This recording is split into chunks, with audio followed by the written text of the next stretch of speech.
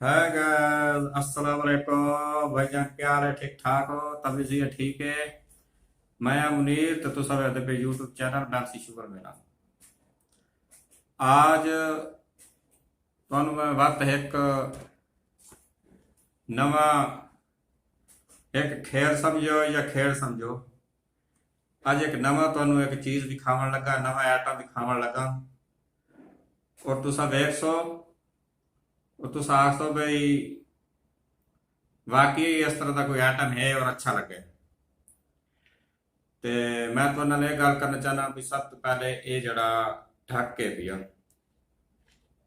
ਇਹ ਢੱਕ ਬੋਤਲ ਦਾ ਖੋਲ,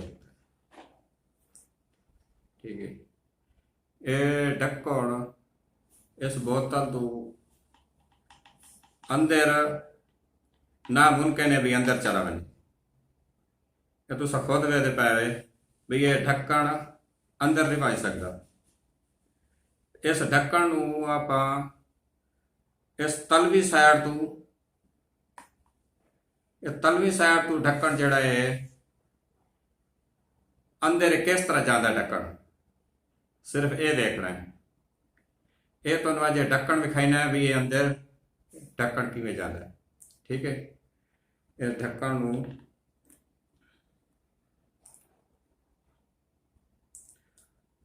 आपां ढक्कन हाथ च रखते हैं, ठीक है। इस ढक्कन नूं हुण जादू नाल इस बोतल के अंदर करना है।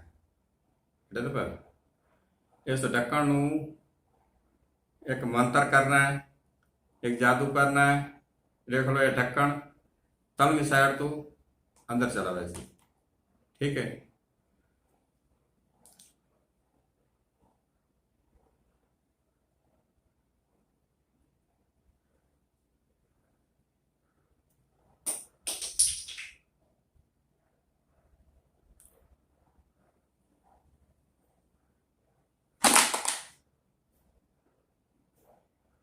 देख लिया वे ऐसी गेम तुसा घराण ना डिठी हो सी।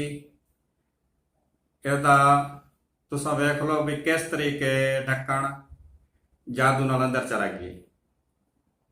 अगर तुसा मेरी वीडियो पूरी देख सो तो तुहानू तां पता लग सी भी इसकी क्या वजह भी ये ढक अंदर किवें गई है, ठीक है। तो तुहानू जिहड़ा है अगली वीडियो ते दसेसा भी इसका के तरीकेकार है और ये ढक्कन जिहड़ा है अंदर किवें जाता है। बाहर निकलना भी है और ये ढक्कन अंदर इवें चला भी पैंदा है, ठीक है। तो अगर मेरी वीडियो अच्छी लगी है तो वीडियो नूं लाइक करना, कमेंट करना, शेयर करना। मिलेंगे अगली वीडियो के नाल। अल्लाह हाफिज़।